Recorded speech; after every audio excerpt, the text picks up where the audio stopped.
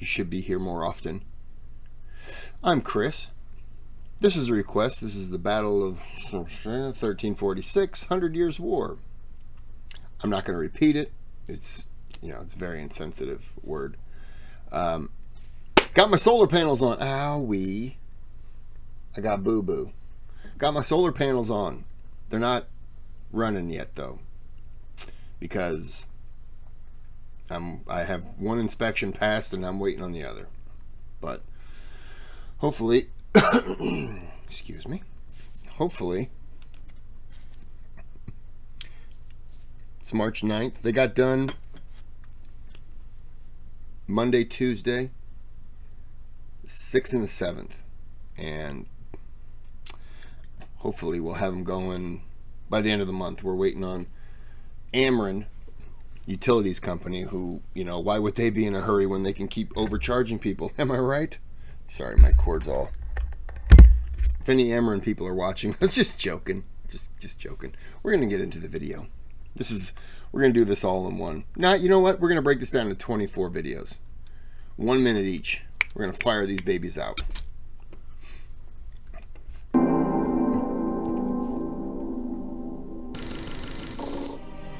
(1453) marks a conclusion to the age of medieval Europe and the beginning of the early modern age, characterized by the feudal system's decline, increased economic prosperity, and more centralized government. It was famously the year which saw Constantinople's final fall, but that wasn't the only earth-shaking event taking place in 1453. On the other side of Europe, a victorious French army marched into the city of Bordeaux and seized it, ending the final chapter in a century-long conflict between England and France, the 100 Years' War. How did this generations-long war begin? What were its famous figures, great battles, and impacts on the world? Welcome to the Kings and Generals series on the 100 Years' War, beginning with the Battle of Crecy in 1346. 2020. Is this a series that the 100 Years' War people want me to get into? I ask because it would be interesting. And if this is the start, then I'll keep rolling with it. Just fast forwarding past the Blinkist ad. Limited access for 1 week to try it out. You'll also get 25% off if you want the full membership. When William, Duke of Normandy, conquered England in 1066, his status as a vassal of France's Capetian kings gave rise to a paradoxical situation in Western Europe. The monarchs of England now held ancestral territories on the continent as a vassal of the French kings, while also being rulers of a strong realm. Sometimes they controlled even larger territories in France than their overlords, a trend which reached its zenith between 1154 and 1204, when the Angevins ruled more than half of the country. This didn't last for too long, however, as a succession of strong French kings, beginning with Philippe II Augustus, gradually conquered more territory, and by 1224, all English possessions on the continent, save for Gascony in the southwest. This narrow strip of maritime territory had grown prosperous under English rule and developed into an important source of royal income through the wine trade, often raising more in annual revenue than England itself. Gascony's population valued the connection it had with the island monarchy, and were not French as we know the French in our time. The duchy's language in the Middle Ages was a separate Gascon tongue, and its people had little to no ties with the people of northern France or its Capetian monarchy. Contemporary author Jean Froissart goes so far as to call the inhabitants the English. In 1259, King Henry III was forced to sign the Treaty of Paris, in which he renounced his claims on most continental lands, but was confirmed in his status as overlord of Gascony, but only as a vassal of the French kings, to whom he was obliged to pay homage. This is widely thought to be one of the factors which made the 100 Years' War inevitable. Despite the peace, a number of dynastic and territorial wars over the next half-century ratcheted up the tension between England and France even more, giving both sides experience in raising armies and waging war. This state of affairs probably would have continued for a long time, but on January 31st, 1328, Charles IV, the last king of the main branch of the Capetian dynasty, died without a male heir and left his kingdom in a dynastic crisis. Despite the fact that the English king, Edward III Plantagenet, was a nephew of the dead king, the French lords decided that his cousin, Philippe of Valois, which was the cadet branch of the Capetian dynasty, would inherit the throne. To justify it, they cited the ancient Salic law which prevented women from inheriting any land, a ruling which affected Edward because he was related to Charles IV through his mother Isabella. Edward at the time was young, and England was under the control of Isabella and her lover Roger Mortimer. How young is he? Dude's got a beard. So in 1329 he paid homage to Philippe VI. A year later, the now majority-age Edward and his supporters slew the despised Roger Mortimer and exiled Isabella to Norfolk, which allowed him to assume control of his kingdom. The newly minted English king marched north in 1333 and crushed France's Scottish allies at Halidon Hill, leaving David II to seek refuge in Paris at his allies' invitation, who then announced that any future talks must take Scotland's interests into account. Edward was not amused, and thereafter considered the French king, his nominal overlord, an adversary. It didn't take much for the British and the French to need to fight, did it? You guys love fighting each other. that's almost every single battle going on over there. And when they were on the same side, you were like, wow, somebody really screwed up. This is probably what led England's king to grant the fugitive French count Robert d'Artois refuge in 1336. He had been found guilty of poisoning his aunt in a dispute over the inheritance of the eponymous County of Artois, condemned to death and then chased out of France. Robert arrived in London and was warmly welcomed by Edward III, who granted him an earldom, a few castles and stipends, despite the fact that Philip VI had declared himself a foe of any who harboured the criminal. When Philippe sent a demand to Edward through the Seneschal of Aquitaine, ordering his vassal to surrender Artois, the demand was rejected and both parties began preparations for war. Since Robert was actually in England, where Philippe VI technically had no jurisdiction over Edward, rather than in French territory, the order was viewed to have no legal legitimacy, which further displayed the king-vassal paradox created by the Norman conquest of England. All of these tensions came to a head on May 24, 1337. On that day, Philippe declared that Aquitaine no longer belonged to Edward because of the many excesses, rebellious and disobedient acts committed by the King of England and against us and our royal majesty, in particular citing his granting of haven to Robert Artois. The king then called his feudal lords to summon to war, the so-called arrière-ban, and this is widely seen as the beginning of the 100 Years' War, despite the lack of actual declaration. Instead, it was the culmination of many growing tensions, such as the gradual centralization of government, the unworkable nature of the Plantagenets' vassal status, and other factors. The conflict began on two fronts almost immediately, as the French began raiding an under-garrisoned Gascony. While that was happening in the south, a cash-strapped Edward III crossed the Channel into Flanders, England's closest commercial partner through the lucrative wool trade, and purchased the Holy Roman Emperor Ludwig IV's allegiance, but didn't gain too much benefit from the expense.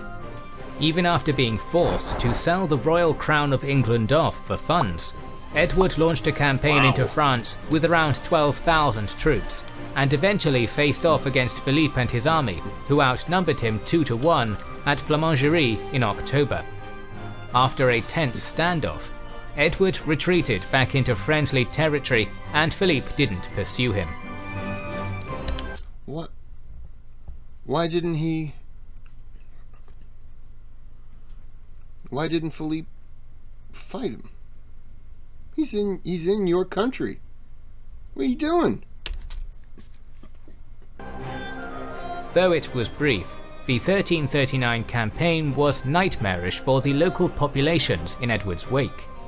Medieval military strategy was to inflict as much carnage against hostile cities and agriculture as possible, which would weaken the enemy government, economy, and ultimately hamstring its ability to wage war. The English king had... You're also kind of pissing off the people who they don't want they don't want anything to do with this.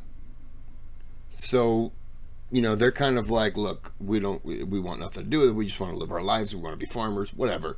You know, they just want to use their cell phones, get on the internet, and all you're doing now is just you're turning those people against you.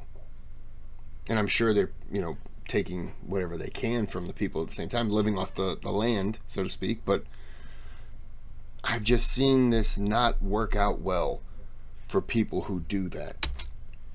Seen the effectiveness of such tactics, especially in rich and densely populated lands such as those in northern France, and so the notorious chevauchée was born. While not yet fully developed, these chevauchées were low-cost raids, using limited resources with the deliberate aim of systematically devastating and lowering the productivity of territories through which the raiders marched, all the while enriching the invader and weakening the allegiance between the conquered and their king. As the 100 Years' War progressed, the utility of this strategy was to prove itself indisposable. By the time 1340 began though, Edward's campaign had left the king even more monetarily destitute than ever, but this... Okay, I get it now. I get it now. That was kind of rich areas, so he was hurting him for maybe taxes, maybe crops, whatever. Yeah, I get it. Okay. Still, to me, it affects the people more. But, well, the people are rich, though. Yeah, I don't know. I don't know what I would have done. Didn't stop him from formally proclaiming himself King of England and France in Ghent during January of that year. The situation in the Channel wasn't going in Edward's favour. Ever since 1336, English coastal towns had continuously fallen victim to seaborne raids from French attacks. While the Plantagenet king's own captains often managed to retaliate with equal rapacity, Philippe VI had the larger navy, and there was a real possibility of England being invaded. Edward III therefore returned to England 2 months after his coronation in Flanders.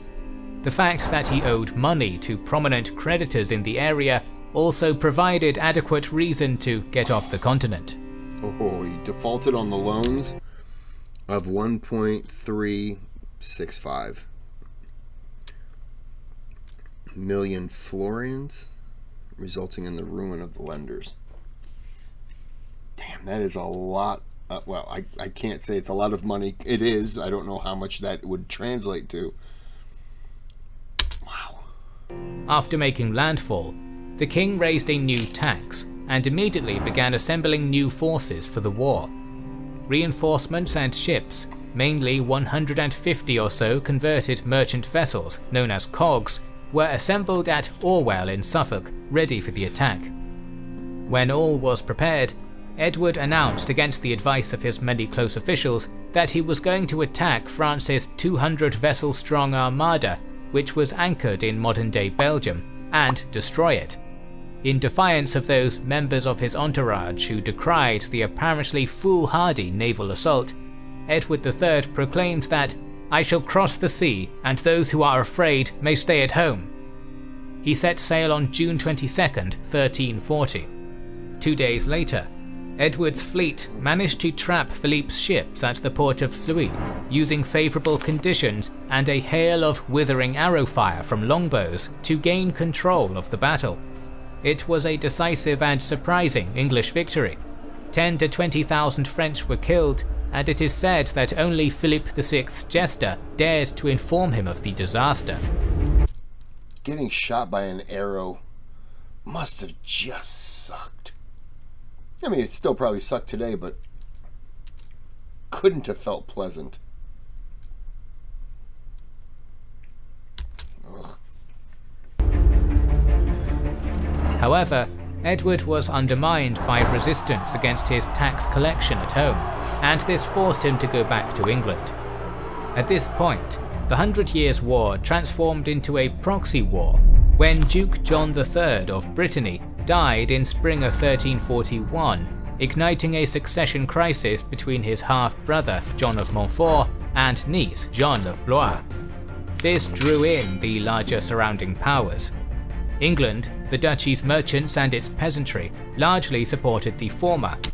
That was a 24-year battle? While France and the higher nobility sided with the latter. As well as opening up another front against Philip VI, Edward's geopolitical interests were served by getting involved as well. English trade, reinforcement and communication routes by sea to Aquitaine went around the coast of Brittany, and a hostile ruler in the duchy might sever those vital connections. The war was initially going France's way, until Edward sailed to Brittany with a small navy in 1342, and launched a blistering chevauchée through the enemy lands, before besieging Rennes, Nantes and Vannes. After a few months campaigning, however, papal envoys negotiated a 3-year truce, and the English king returned to his kingdom in January 1343. Pope Clement VI tried to end hostilities by mediating a peace conference at Avignon the year after, but neither side would agree to the terms put forward by the other, and the war continued unabated. 1345 saw the first major English military venture into Gascony, with several thousand men under the Earl of Derby retaking Bergerac and then defeating a French counterattack in October. This action gave Edward time to plan and amass his forces in England. He sailed from Porchester in July of 1346 and landed at the Norman town of La Hogue with a large army, much to the surprise of the local population. This new theatre of war in Normandy was virgin land heretofore untouched by the conflict, and because of that, its devastation would massively affect any taxation that the Valois king hoped to extract from it. In addition, the destruction would diminish Philip's prestige and hopefully goad him into an ill-considered battle. Whether Edward actually planned to campaign in Normandy is a matter of debate though, with some historians even claiming that the plan was to campaign in Gascony, but was thwarted by unfavourable winds. Whatever the case, the English army rested for the night, then set off at dawn, launching a blistering chevauchée throughout the Cotentin Peninsula. Normandy's rich countryside was intentionally ruined. Mills, barns and orchards were burned, while barrels of wine were smashed or stolen. Nothing was to be left for the French. Edward III reached Caen on July 26th, but despite accepting the garrison's surrender, his army raped, plundered, torched and killed without quarter. When the 3-day sack was complete, 3,000 townspeople were dead, and the king began sending barges filled with looted riches back to his kingdom. Yeah, I think I'm turning against Edwards. I didn't really have a side. I think I'm picking one now.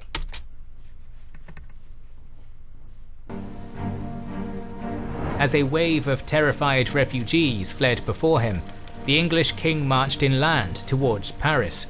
At the same time, Philip VI had received word of the landing and was massing a large army near Saint-Denis. However, it wasn't ready for battle yet, and therefore couldn't intervene as Edward reached Poissy, from where he sent raiding parties out to burn Saint-Cloud and Saint-Germain within sight of Paris's very walls. The English had shown Philippe's subjects that he couldn't protect them, and began marching north again, but now the French army began chasing them, and only narrowly missed an opportunity to pin Edward on the Somme's south bank. After he managed to cross, the now campaign-hardened army of England encamped in the forest of Crecy on August 26, 1346. Though Edward had managed to evade Philippe's larger army so far, the Valois monarch's vanguard was getting unnervingly close, so his Plantagenet foe prepared to turn and fight. After a brief reconnaissance, a plan was devised. As Philippe's host, the flower of medieval Europe slowly got closer. Edward drew up his now reduced forces on an elevated ridge between Crecy and Wedicourt, which looked south into a valley, daring the French to try and knock him off it. Exact figures for army size are impossible to calculate, but Edward's was probably just over 14,000 strong, made up of 2,500 chainmail-clad men-at-arms and dismounted knights, 2,500 spearmen, and 3,250 light cavalry, known as hobilars. How good was the chainmail? Like, if you still hit someone with the sword, would it go through? Would it kind of, I don't want to say tangle it up, but kind of prevent it from going and maybe knock the person back a little bit? Or was it really only for like a glancing blow, but a direct hit would go through it? I've always been curious about that. If anyone knows, a further 7,000 were England's lethal archery corps, armed with longbows and armour-piercing bodkin arrows. Since the reign of Edward I, every English village had been tasked with contributing men to the National Reserve of Archers precisely for this kind of battle, and were legally obliged to train in the longbow's use each week. This force was divided into 3 groups. 2 were in front on the left and right. The former was commanded by Earls Arundel and Northampton, while they followed Edward III's son, the 16-year-old Black Prince, into battle. The King's division remained in the rear as a strategic reserve. All 3 had infantry in the centre and longbowmen on the flanks, while fronted by a series of pits, trenches and stakes to serve as a defence. Edward went in among his men, inspiring and encouraging them, so that men who were inclined to cowardice became brave, whilst also warning them not to plunder until he gave permission, as doing so would endanger the army. Morale and discipline taken care of, the king allowed his troops to break ranks so they could sit, eat and replenish their strength before battle was joined. The king himself took up command of the field on an elevated windmill near his reserve division. Philippe's strung-out French army began its approach by late afternoon, consisting of just over 30,000 troops, 12,000 mounted knights, 12,000 infantry, and 6,000 crossbowmen. Since the sun was about to set, and the army was exhausted from the day's march, France's Valois king intended to heed the counsel of his outriders to encamp for the night and attack at dawn, when the soldiers would be better rested and prepared. However, a combination of chivalric pride and Philippe's lack of control created a situation where he had to attack. It was close to 6 PM by the time Valois contingents began their assault. That's kind of late for a battle to start. A time to start a battle, that's what I meant to say. First to advance up the ridge were the Genoese and French crossbowmen, who lacked their protective pavis shields. As they went forward, a short but incredibly intense thunderstorm soaked the battlefield, damaging the crossbows and rendering them useless. In contrast, the unhindered English longbowmen stepped forward and let loose a storm of arrows, slaying a great number of their French counterparts and setting the rest to flight. Witnessing what they had saw as detestable cowardice from their fleeing skirmishers, the Count of Alençon bellowed, "Ride down this rabble who block our advance," at which point the first contingent of knights charged forward and unceremoniously cut down their own infantry. Jeez. This pointless exertion bogged down the knightly advance and left it struggling at the base of the ridge.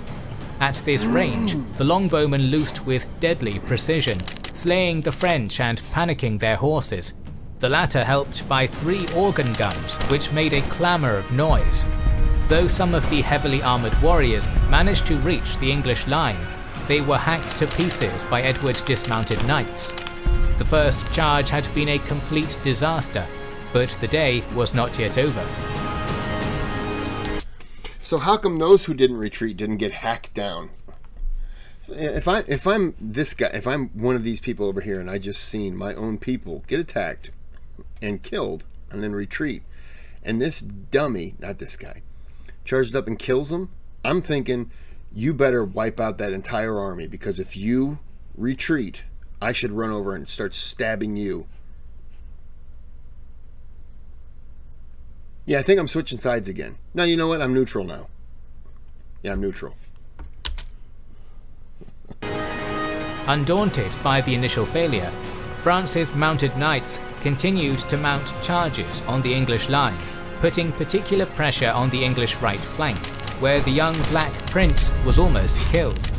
Almost surrounded by the superior numbers of his enemy, the Black Prince sent for help from his father, who refused and famously stated, "Let the boy win his spurs, for I want him, please God, to have all the glory." After a while, however, the king did send 20 hand-picked knights to assist his son, who found that the Black Prince's contingent had already managed to repulse the charge and were now recovering before the enemy returned. In a subsequent attack, the blind King of Bohemia, John, ordered his knights to tie their horses to his own and led their liege into battle. This charge began well, managing to get past the archers, but they were then all cut down by the English infantry. The French unsuccessfully charged 15 times in all, each becoming more disorganized and hopeless than the last. As the battle progressed, even Philippe VI himself joined the fighting. He was injured by an arrow and had more than one horse killed under him before the battle finally calmed. Witnessing the disaster that was unfolding, one of the Valois king's vassals persuaded him to withdraw. He did so.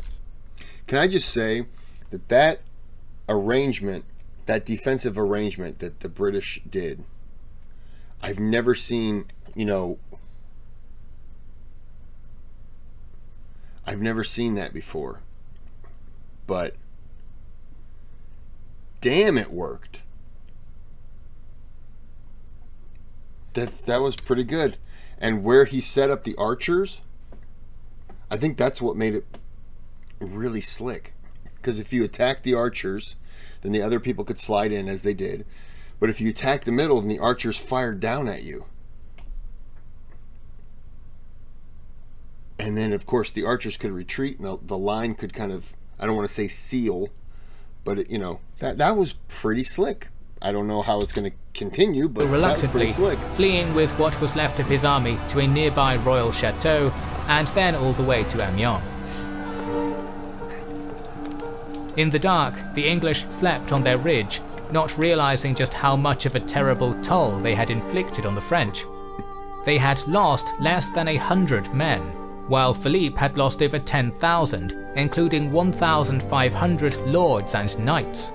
While Edward III's tired troops were in no position to chase Philippe, he had gained a great victory and wanted to exploit it, marching to the port of Calais after his army rested and putting it to siege. As the town slowly starved, further good news came that a Scottish invasion prompted by France had been crushed at Neville's Cross near Durham. Calais fell on August 3rd, 1347. It would remain in English hands until 1558. Our series on the 100 Years' War will continue. Yeah, I'll have to check this out. I don't know anything about the 100 Years' War. Didn't it last 107 years? Am I thinking right? More? I mean, it can't be the 100 Years' War if it was like, 58 years and 6 months. That's just ridiculous. But I thought it was more than 100. 107, 113? 107? I don't remember. Well, this is good. Yep, I've never switched sides like that repeatedly, but I'll say I like the tactic. I like that defensive line that he had. Now I'm curious to see if that's a typical tactic that he used or what. I don't know. Someone recommend the next one. You know, this is the start, if I should continue down this or what.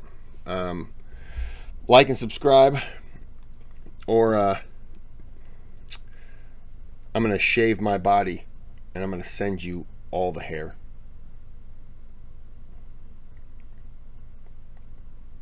And you have to keep it for 6 years. And you have to use it as dental floss. All right, look, this just got weird. I'm just going to end it here. Have a good day. Have a good night.